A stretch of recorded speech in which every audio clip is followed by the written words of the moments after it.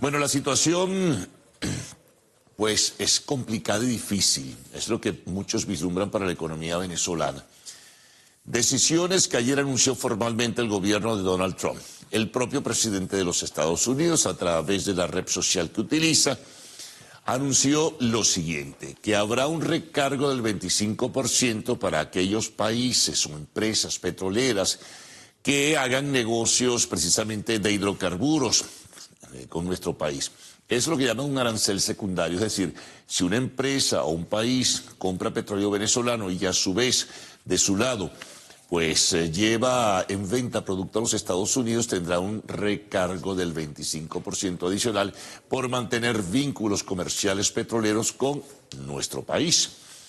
Esto, pues evidentemente que tendrá repercusiones. ¿Cómo va a asumir o cómo va a enfrentar el gobierno esta situación? Bueno, es un poco prematuro. Deben estar, pues, visualizando estrategias, aun cuando siempre previamente se pueden vislumbrar cosas, porque había un nivel de expectativas. Incluso esta decisión ya formalizada surgía y se publicaba algo muy tímidamente, sin precisiones, en el día de ayer, donde se hablaba de la posibilidad de establecer sanciones o aranceles a países que pudieran negociar por gas y petróleo con Venezuela. Pues miren, se ha formalizado en el día de ayer y hay que ver luego las repercusiones. Junto al anuncio de Trump, también esto era ratificado por el secretario de Estado Marco Rubio, quien advertía a los países o empresas, terceros países, decía, o empresas que negocien gas o petróleo con Venezuela, pues van a tener aranceles nuevos y sanciones. Esto pues ha provocado pues un profundo malestar, cuando no decir una profunda indignación en muchos sectores, no solamente nacionales, sino internacionales, porque es un poco como que el decir que no puedes hacer esto no puedes hacer aquello, so pena de porque te voy a castigar. En este sentido, bueno, el gobierno venezolano reaccionó con mucha fortaleza a través de un comunicado que emitió la Cancillería, denunciando la situación, advirtiendo lo que esto significaba y además, evidentemente que rechazándolo. Y anunciaba también el comunicado de la Cancillería que esto pues entra en contradicción con todo lo establecido en la normativa comercial internacional, lo definido por la Organización Mundial del Comercio. Se van a tomar iniciativas, se va a denunciar la situación internacionalmente y además de todo ello, bueno, habrá que esperar que otras medidas anuncie el gobierno venezolano en este sentido. El presidente Maduro, ayer en su habitual programa de los lunes en la televisión estatal, se refería a ello señalando que no habrá aranceles o sanciones que puedan detener la posibilidad de que Venezuela siga creciendo.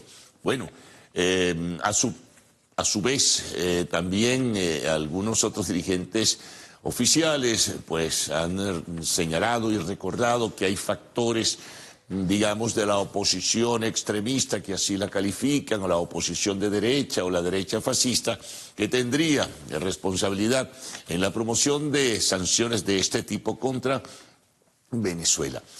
Si hacemos un repaso general sobre los países que pudieran verse perjudicados o empresas, hay que hacer un viraje hacia Pacífico, ¿no? Hacia China fundamentalmente, porque el grueso del petróleo venezolano se está vendiendo a China en los acuerdos comerciales establecidos hace tiempo. Querría decir que las empresas chinas que venden productos a los Estados Unidos, aparte del ya el arancel establecido por el gobierno de Trump del 20% sobre productos chinos, tendrían que pagar un recargo o arancel secundario del 25%. Esto va a crear repercusiones significativas, porque precisamente China es el principal comprador en un porcentaje apreciable, casi del 68% del crudo venezolano. Luego le seguía Estados Unidos con un 23%, Europa un 4%, en fin, y así otros países. Esto, la decisión de los aranceles sobre negociaciones con Venezuela por gas y petróleo, pues tuvo su efecto en el mercado petrolero internacional. El precio de crudos marcadores como el West Texas, habría que recibir la información también cómo repercutió en el Brent, que es el del Mar del Norte, pero cuyos marcadores como el West Texas de los Estados Unidos tuvo un ascenso de 1.22% el precio del barril.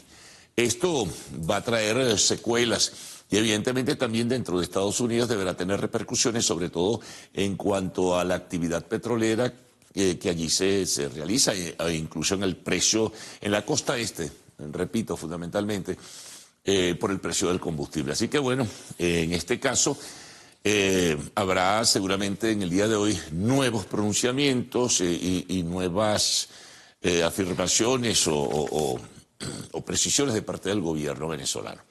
Ahora, lo paradójico de todo esto es que mientras ocurría el anuncio de esta sanción o arancel secundario formalizado por Trump y ratificado por Marco Rubio, también la licencia 41B, es una nueva del Departamento del Tesoro, extiende el plazo para las operaciones y posterior retiro de su actividad en nuestro país a la empresa Chevron. Finalizaba el 3 de abril, sin embargo ahora el plazo se extiende hasta el 27 de mayo. Tendrá entonces Chevron todavía que mantener su actividad y las empresas de servicio que deben retirarse más o menos en una época cercana. Paradójico porque como se está sancionando al petróleo venezolano, eso sí, ellos establecen en esa licencia del Departamento del Tesoro que Chevron durante este tiempo de desmontaje de su actividad y a pesar de realizarla aún, no podrá pagar impuestos u otorgar regalías al Estado venezolano ni asumir otro tipo de compromisos que dejaran al Estado venezolano dinero producto de la actividad de esa empresa. Bueno, ya veremos cómo vienen las cosas. Por lo pronto hay una gran inquietud, una gran preocupación por las repercusiones que esto todo pudiera tener en la economía venezolana. Vamos con otro tema también que tiene que ver con Trump y las deportaciones de migrantes ilegales. Bueno, como ayer anunciábamos, llegaron en horas de la madrugada 199 personas. Ayer el ministro de Interior y Justicia pues decía que 16 de ellas sí tenían antecedentes penales y 4 estaban siendo solicitadas por homicidio. Ya están a la orden de los tribunales venezolanos. Pero mientras esto ocurre, el gobierno señala que va a continuar con ese plan de vuelta a la patria, canalizado quizás esta vez, como se hizo en este último grupo, a través de Honduras, pero no hay mayores detalles porque eso se maneja siempre con mucha discreción, extrema discreción. Pero sí ha habido cosas interesantes. Por ejemplo, los abogados en El Salvador, a propósito de los 236 venezolanos, pues han tomado iniciativas de carácter legal, un habeas corpus, solicitando de alguna forma la libertad de ellos, porque en El Salvador no hay ningún tipo de señalamiento ni acusación criminal en contra de este grupo de venezolanos, que buena parte de ellos, por lo demás, siguen recogiéndose testimonios. No son miembros de la pandilla criminal Tren de Aragua, ni mucho menos. Son venezolanos que estaban ciertamente, como decimos, en los Estados Unidos y eran migrantes ilegales. Muy bien, pero no en cuanto a las acusaciones que suele hacer el gobierno de Trump sobre cada uno de los venezolanos, acusándoles de manera realmente feroz en algunas ocasiones. Bueno, eso pasa en El Salvador. En los Estados Unidos hay varias iniciativas. En California, en San Francisco, bueno, hay jueces que determinan que en este caso hay que evaluar bien el tema del permiso temporal, el famoso TPS. En este caso, estos jueces han pedido que se detenga cualquier decisión en ese sentido de deportar a quienes incluso tienen el TPS una vez que finalice la fecha y expire, porque hay que obligar y tener razones en ese sentido. 2 jueces se pronunciaron en el día de ayer. También venezolanos en la ciudad de Nueva York están tomando iniciativas de carácter legal para detener la deportación de venezolanos que están legales a través del TPS. Y el juez que ha provocado molestia e irritación al gobierno de Trump, particularmente al propio presidente, ratificó su decisión de que no se puede aplicar la ley contra los extranjeros por razones de guerra, una ley muy vieja, ¿no?, de 1798 y que se ha aplicado en 2 ocasiones en guerras mundiales.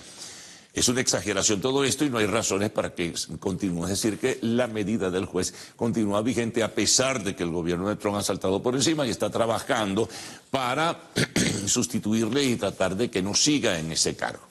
Como ven, todo esto se hace más confuso cada día y está provocando mayor malestar, no solamente en lo nacional, porque afecta a venezolanos, sino también en lo internacional.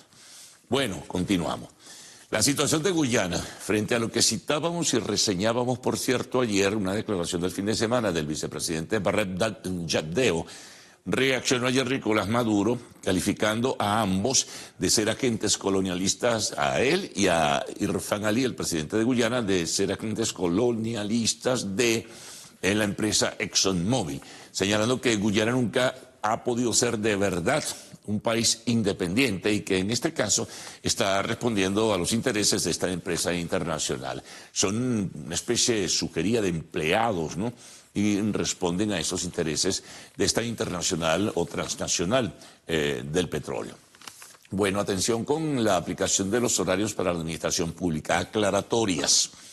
El Ministerio de Educación dice, a través de su propio titular, que en el caso de las escuelas públicas no van a continuar su actividad normal. Esto se aplicará para los empleados administrativos, ¿ok? Administrativos. Igual, ayer el SAI me daba a conocer que el horario para la atención al público en todas sus oficinas se extiende hasta las 2 de la tarde, es decir, de 8 de la mañana a 2 de la tarde, y habrá, pues, dispositivos para la entrega de cédulas también los días sábados en diferentes partes del país, de 8 de la mañana a 2 de la tarde.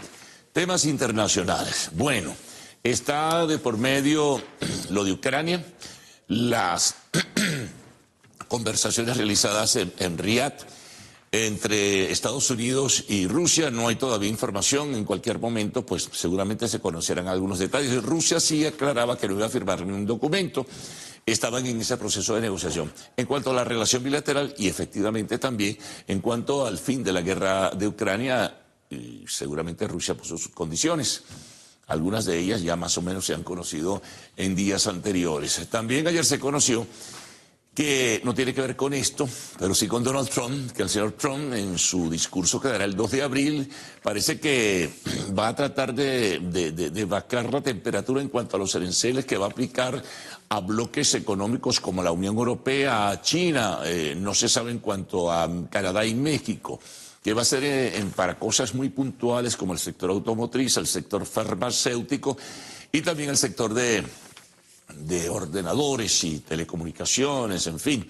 Así que hay que estar muy pendientes, pero parece ser que va a ser más gradual, que no va a ser de alto impacto, que ha estado evaluando la situación y evidentemente evaluando los efectos que esto tendría. Bueno, el Papa ya está en la residencia de Santa Marta, está allí, tendrá una convalecencia de 2 meses, tratan de aguantarle un poco porque es una persona de una intensa actividad, pero los médicos y quienes le seguirán asistiendo dicen que tiene que mantener la calma porque su situación sigue siendo aún delicada. Desde Ecuador hay un lío tremendo porque en el debate del día sábado, Luisa González, la candidata del correísmo, asomó que los responsables del desempleo en el Ecuador son los venezolanos que allí están. Bueno, las organizaciones no gubernamentales y otros factores de la vida nacional en Ecuador protestaron sonoramente, calificándola de xenofóbica. Ella dijo que restablecería relaciones diplomáticas si gana con el gobierno de Venezuela para negociar la deportación de esos venezolanos, que es un número bien apreciable en los que estarían en situación ilegal viviendo en ese país. Y desde la Argentina, pues se conoce que ha decidido el gobierno de Javier Milei desclasificar toda la información sobre la dictadura militar. Sobre esto hay un gran revuelo porque se cumplió el aniversario pues del último golpe de Estado y en este caso pues hubo manifestaciones de calle y protestas por el tema de los muertos y los desaparecidos. Vamos a ver qué dicen estos documentos desclasificados. Algunos lamentablemente fueron desaparecidos cuando culminó la dictadura, fueron destruidos al parecer. Bueno, y en deportes todo muy sencillo, centramos la atención en lo que será el juego de hoy entre la Selección Nacional de Fútbol en su eliminatoria hacia el Mundial 2026 y Perú. Venezuela se la juega allí todo, ¿no? Tiene que ganar, como dicen, sí o sí. Nosotros estaremos pendientes, estaremos en la transmisión en directo, en forma exclusiva por Televen.